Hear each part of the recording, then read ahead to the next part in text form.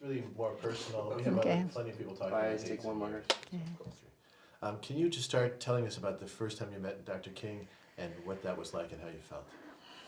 You know, the first time I saw Dr. King, I honestly don't remember whether I actually met him. He came to a high school gathering of kids from all over the country, and we were all discussing world affairs. It was all about nonviolence. And they speak every year. They had a speaker, and that year was Dr. King. So I just stood there and wept for the entire speech because this man was doing what I had read about, you know, and studied about. And then all of a sudden there's this person talking about the bus boycott and people, you know, walking instead of riding. And so it was everything I'd read about was actually taking place.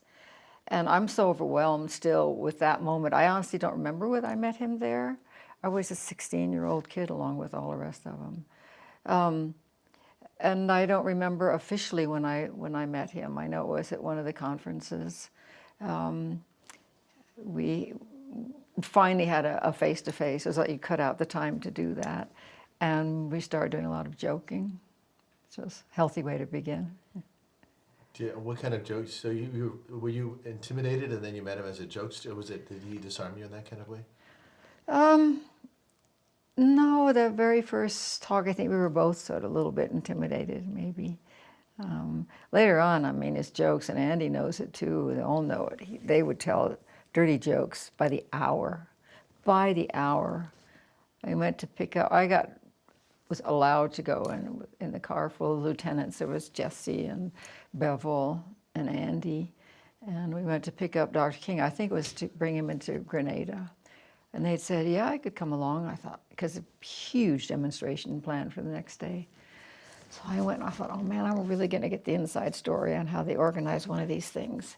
They picked him up at the airport and they told end jokes from the airport to their favorite restaurant where he ate everything you would think he would order, fried chicken, okra, potatoes, apple pie at the end, got back in the car and continued until we got back to the conference. And I asked Andy later, I said, Andy, I thought I was going to hear how you guys organize a march. And he said, you did. So let's talk about Grenada, and was that the first, and your experiences there, and the resistance to segregation. When legally segregation was the resistance to legal segregation, and how difficult it was going to be. My first experience in the South was 1961, and I went there and gave concerts, and the contract actually said, and I of course never looked at it, whites only. I was mortified. I went back the next year, 62, with that changed. Of course, no blacks came. They didn't know who I was. So I went back the third year and sang in black campuses. And I was, in fact, singing it. I was furious because I wanted to be in town in the middle of all the arrests. It was in Birmingham. And I sang, which school was Miles? It was Miles. And gave a concert there. So I had already launched that feeling you get in the South when you're going to say something real. And so what brought you and King to Grenada? Dr. King called to find out if I would go to Grenada because he couldn't get there on the right away. And he thought if the cameras were rolling, then maybe the whites would stop throwing rocks at the kids, which is what happened. The first day I was alone with my people and, the marchers and the people, but not King. And so it did probably hold things off for a day, and then he came in the next day. And we were marching, and we have it in our films, to that giant cop in the corner. And I just stood there and said, we'd like these children to go to school, He says, you can't go no further. And so I talked a little more about, they wanted their education. You can't go no further. And somewhere on that march, I was walking with King, and I saw all of us, and these kids, they ain't gonna let nobody turn me around. And across the street were these miserable-looking little clutch of white kids. And I went like this to King, and I said, you sure you want to go through with this? That's what they're going to be in class with. And he says, no, well, the cameras are rolling, Joan. Coming to Grenada after Chicago and the sort of perceived defeat of Chicago, people talk about how depressed he was some nights and how, what would it take to get him? Did you see that, and how did that make you feel when you saw him? I honestly don't remember much of that, but it may be because I was still in the glow, I saw more of the people trying to extract power from him, as in, the Black Power, the Black Panther movement. And, young people saying, well, you've been oppressed for 200 years. And I say, how old are you? I got, I think, combative with that, because it takes off on its own freight train. And they're really young people who hadn't kind of earned their position, I felt, to be, gobbling that up. And in some of those situations, I was sort of made fun of, or, you don't get it, girlfriend, and that kind of stuff. But I don't remember specifically being talked about as depressed. And how did it feel being the young white girl in this world of these people, and how are you treated? I was a young brown girl, probably, in the world of his people. Well, the biggest compliment I ever had in the South was some kid, and we were at the church in probably Grenada, and I was singing, spiritual, Break Bread Together or Swing Low, and some little black kid looked up at my friend and said, is she, and he said, is she black, Negro? Is she Negro? I said, maybe she is a little bit somewhere. I thought at the was there a time then when King was depressed and Andy sent you in to sing to him to? It was Grenada where Dr. King was really, really tired after coming in, and they had put him to bed in this, the master bedroom, which is a small, humble, little, lovely place, and nobody wanted to wake him up, and he was due to speak, to the church down the street. And half an hour late, then an hour late, and then it even got beyond CPT. It was, so nobody says, Joan, you go in and wake him up. And so I went into the room, and I just remember as I was looking at a chocolate drop on this pillow. Everything in the room was white doilies, white sheets, and there was Black King. And so I sang Swing Low, and he didn't wake up. He just rolled over and he said, I believe I hear the sound of an angel. Let's have another one, Joan. So. And how did you feel about walking down those streets with King and the kids? I was elated walking down the street with King and the kids, because I remember one of the when I heard a preacher, it wasn't Birmingham, was a place like that, a young preacher singing at midnight. His sermon was called Singing at Midnight, and it ended up saying, everybody's going to join us because this is where they're going to want to be. This is anybody with any kind of ideals or desire to do something was going to come to be with us, because it was joyful, and it was strong, and it was full of music, and there was danger, and so what? We'll jump to the Penn Center. Remember the strategy sessions in South Carolina? I hated them. Penn Center. I don't remember where the different conferences were. Right. We'll talk about Penn Center and then Airlie House later. But on Penn Okay. Center, you just Taylor Branch talks about it being that the SCLC was very divided then in South Carolina. There's just these sort of fights. Were you privy to that? Did you have a feeling that that these internal divisions are where to go next and what to do? Paying attention to the divisions and the splits and at the conferences, and there were internal power, personal difficulties, and then there was the difficulty of how are we going to maintain what is our mission statement? Is it still nonviolence, or is it moving into something else? So I think probably with the younger people, they were thinking about moving on, meaning moving backwards. But and then the other stuff, there are personal things, and you know about them, so I won't bother going into them.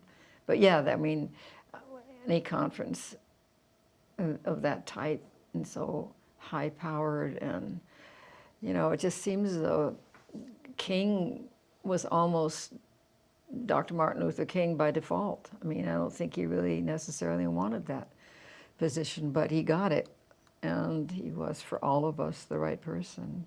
And he took it seriously. He knew he was going to be killed. You describe him as like the most laid-back person you ever met.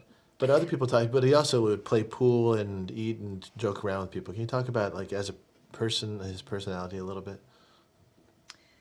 Dr. King's personality, when he's not on stage. First of all, when he was speaking, he didn't really dare do much humor because there were so many eyes on him and so many critics and people ready to, it would have been, ha, he's just joking around, he's not serious. So you really didn't see much of that in his speeches and his public presence. But for me, off stage, I could either have a genuine talk about nonviolence and about personal things, or it was in the situation like the car where everybody's joking, which is really fun. And what other personal things would he talk about besides, when you weren't talking about the movement? What? Well, Dr. King knew how moved I was when he spoke, and he said at one point, I always say nonviolence once or twice extra when I know Joan Baez is in the audience. It makes her cry. And it did. I just fell apart when he started what he did. I love hearing all the different people impersonate doing their King voice. It's really fantastic. In terms of King as a man and how he dealt with women, was he like? There's a lot of sexism in that world. Did he feel more or less feminist or enlightened than that world? How did you feel? It seems like a boys' club, and you're the woman in this boys' club. For Dr. King to have been a feminist is pretty much a stretch, I would think. It hadn't reached that point in time, in history. On the other hand, those churches are run by moms. And you don't find any young man ever really in sports, well, to what do you owe your whatever? And they'll say, my mama. So the mamas really ran the whole thing. They just didn't, they were pretty much, well, I shouldn't say that. If they got ticked off in a church, they would let themselves be known, be heard. They were wonderful. I'll jump a little into Vietnam and the sort of the schism or the where to go with SCLC towards the fight to either Operation Breadbasket against the war, anti-poverty, all these sort of divisions, and of course you were more on the anti-war camp.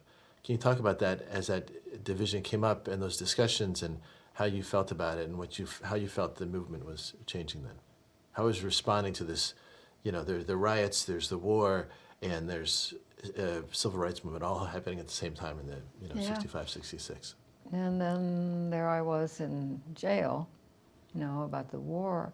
And when Dr. King came to visit me, I think he was it was 67, barely getting his grounding as far as where he was going to be on the war. He knew where his heart was, but he also knew the criticism and the splits that would happen the moment he said anything against the war in Vietnam. And of course, he did, and that was the end of his relationship with the White House. In a way, it's good riddance, but it was devastated. His work and he needed, the things he needed. I think that Riverside Church, he knew. That's when he really knew, is what I think. And how did you feel when you read and you heard that speech or read about it? I still listen to it and I'm a mess. I just weep through the whole thing. I wasn't there, but Did you have a feeling about about time? I mean, did you feel like it was a year too late? Did you feel that he'd finally come around? no, I didn't feel, I mean, I'd seen him work. I wasn't plugging to try and bring that out of him at all. I feel as though, you know, he had given so much and done so much. And it was just, I was surprised and absolutely delighted and sort of shocked, you know. Did you think that his silence on the war, his, you know, we talked about the lead up to the Riverside speech. Did you feel that it was building up within him, that it was affecting him, that he had to sort of bite his tongue because of the politics at the time, because of Johnson and the SCLC finances? Did you feel that that was eating away at him as a moral man, that he knew that he, this struggle to come out Yeah, against him? I'm not sure how engaged I was in his struggle to decide what move to take next, whether it included Vietnam or when he did. In fact, one of the first times he did was when he came to visit my mom and me in prison, in jail. And I remember somebody said something about David Harris. It was my ex, who was a big shot in the resistance movement. And I know Dr. King didn't know the name. And somebody kind of got it to him in time. But he was new to the whole business. So I was 67. He made a statement. I don't know, do you have that speech or not? Yeah. I think he said something about, he began anyway talking about that immoral war. So. Speaking of the war, like in Chicago, they talked about the returning veterans already, like in Chicago, especially these black veterans and the disproportionate number of black and brown people being killed. How did you, like, in terms of the combining the anti-war movement with this sort of, it seems like it should have been a natural fit. Were there discussions about that this poverty and the war really, there's a link between them? Poverty and the war, and Dr. King knew the links between them, and I think he did talk about our young black soldiers coming home and they can't, you know, they have no status, and over there they did, or they got killed, you know. Yeah, I mean, I heard him dealing with that particular business. Did you think that the Riverside Church speech, that was there a pivot in his sort of politics after that, or? You know, I don't think, although I don't know what speeches came before that. I think that at that point, whether he knew it or not, during that speech maybe, because he would take off, as you know, in flight on those speeches, and either it came to him the way things did, or he knew ahead of time. It almost sounds as though during his own sermon, he began to understand, you know, what he had to do and what he would probably pay for it. And then the pivot, like the focus of this documentary, there's a pivot from that to this internationalizing, you know, poverty, wars against poverty and peace as a global issue. Did you feel that sense that he was starting to understand that it was bigger than Birmingham or Selma? Oh, No. he always knew that. He always knew it was bigger than Birmingham or Selma. And I don't know where I was at those specific moments with the, you know, with the workers in Chicago and all that. And I wasn't that deeply involved at that point, so. But I mean, as a feeling, did you feel, looking back now, looking at how he's, like, we keep thinking of if he had lived, where would he have gone? And the movement went, and he was pushing towards the Poor People's Campaign, for example. Was that? Yeah. What would he have done, you mean, if he, when he had to reorganize himself after Chicago?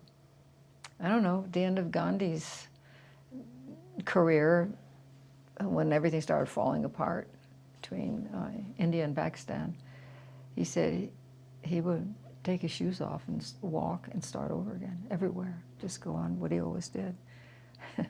So, maybe that would be what Dr. King would do. It'd be hard to imagine him deciding, you know, he wanted to quit or retire or go into teaching.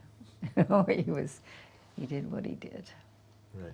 At that low point, you know, after the March on Washington, about 70% of Americans had a favorable opinion of him.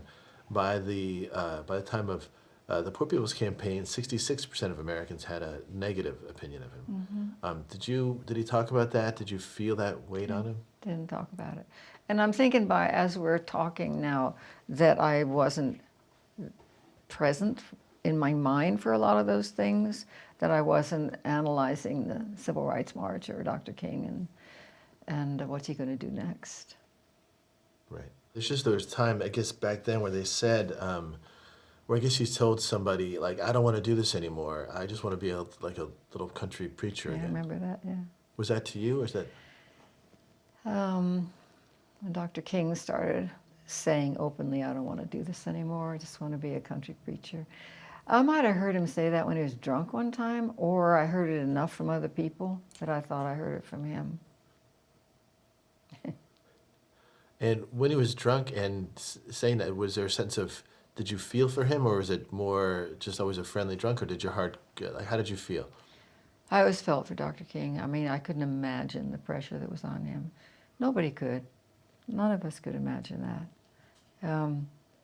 So I just would probably supported him with just about anything. There's a story where he says, you know, where he finished in the next morning saying, now you know I'm not a saint. Do you remember that? I do remember, and that was the first kind of formal meeting that we had, just the two of us, because he'd been drunk and carrying on, and everybody knew it, and Coretta was hiding somewhere, I don't know where, and I was surprised at that point, and I think, you know, Andy was supportive then, and what did I say? He said he wasn't a saint, and I said I'm not a virgin or something like that. Whatever it was par to what he was saying, and we had a little chuckle, and that kind of is when our relationship began, beyond me listening to him or him listening to me. So we go back a little bit, just so we'd have it as one piece. When you first, so you meet him, and do you meet him and he's already drunk, or you're watching him get? No, at some point at some point in our SCLC career, I don't think, I don't know where this was in time, you know, but it was that I somehow or other had left behind the image of the Virgin Mary, and he had clearly just given up his image of being a saint. And so with that, we had our first time, just hi, let's talk. And that was what came out. Well, now that you know I'm not a saint. And I said, now that you know I'm not a virgin. I'm not sure how I made that clear, but, and then we were off and running. You're with Andy and everybody, you're having a talk, and then you're just watching him getting drunker and drunker? He was in another room. King wasn't even, he was in another room. We heard him, you know. And what did it sound like in the other room? It sounded like a drunk guy. Could you, you know, this is hard, but could you tell us about the moment you heard about his assassination and where you were and in that week? I don't know where I was. I was in a hotel room somewhere, and I completely went into denial. They said, are you going to go to the funeral? I said, oh, no, I don't go to funerals. I didn't feel anything until 10 or 15 years later. And I was here in this house watching a documentary came on about Dr. King. I thought, well, I'll watch this. I just dissolved. My son remembers walking through the room wondering what had happened to his mother. I was just devastated. And all the feelings that I might have had back then, I was having 10 years later. It was just too overwhelming. So, you know, in the history books, we celebrate these, you know, the Montgomery bus boycott, the Selma March. Why do you think it's important to think about, to discuss and study his later struggles, his later fights? I think discussing and admitting to King's later fights or anything, whether it was depression or his foibles. I think it makes a difference in whether you're looking at somebody who's unattainable. What he does is like in another world. I think when they become human, I think it's very important for us to see that you can go on doing the good works and have slipped and fallen, or gotten drunk or womanized or whatever he was into doing. Again, since we have no idea really what that feels like, we don't have any room to criticize it. Diane Nash talks about the perils of charismatic leaders and following a charismatic leader as opposed to a movement, following the movement. How do you feel about that? I think that discussing a movement with or without a leader is a topic for discussion that I haven't found a solution to. I think ideally a movement would be leaderless. I think practically I have not seen it working, some places like the Serbian uprising, they're all kids, average age 22, and they all read Sharp on nonviolence, and they followed that, and they really didn't, they were in cells. It's what Occupy wanted to do, to be separate cells all over the country. Well, Serbia is small. The kids knew exactly what they wanted, and they managed to do it without one specific leader. There are people who were the ones you'd seek to go talk to, but basically you could have talked to anybody. I don't know any other. Not that I'm much of a historian, but... How do you think that your friendship with Dr. King changed the course of your life? Dr. King is one of the most important people who moved me beyond being a student of nonviolence to being a practitioner, beyond just whatever stubbornness I was showing at home. I refused to stand up and salute the flag and all that. By the way, King and I always had this fight over the state of America because the war was going on, and I thought this place was pretty decadent, and he would give his speech about wanting their share of the American pie. And I would say, pie is really not very tasty right now. And we'd always have this fight about it, because that was part of his speech. I can't remember what the question was. I was just thinking how he changed his life, changed the course of your life. Changed my life. Well, 3 or 4 people made an impact on my life the way Dr. King did. To really care about him. There are people I've admired, haven't gotten that close to, and I was able to get close to him. And again, it was seeing nonviolence in action that won my heart and made me want to go work with him and be with him. And how about to this day? How do you think? Why do we need those lessons today with what's going on in the world today? What's going on in the world today is beyond anything anybody could have imagined. It's so corrupt, and of course we need those voices. It's hard to hear them when the right wing owns the press, So we need. I would say that right now we need to understand the power of nonviolence, because to try and anything other than that right now is self-defeating and treacherous. Can you talk a little bit about, you talk about Andy Young and Martin's relationship, how it was seeing them together? I thought Dr. King and Andy were very close.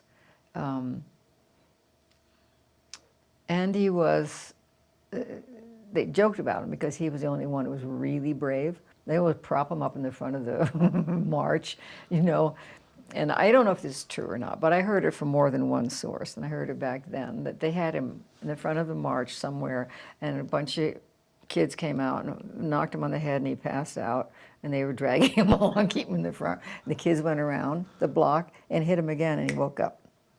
That makes sense to me. In terms of entertainers, we interviewed, you and Harry Belafonte. What was the role, and how did King come to enlist and use entertainment. And for himself, I know he's a big Mahalia Jackson fan. Was he ever a super fan of anybody? Was there a sense that he's a regular guy who was a super fan of someone? I never knew whether King had, you know, what in the entertainment world really interested him. I'm not sure he had much time for it.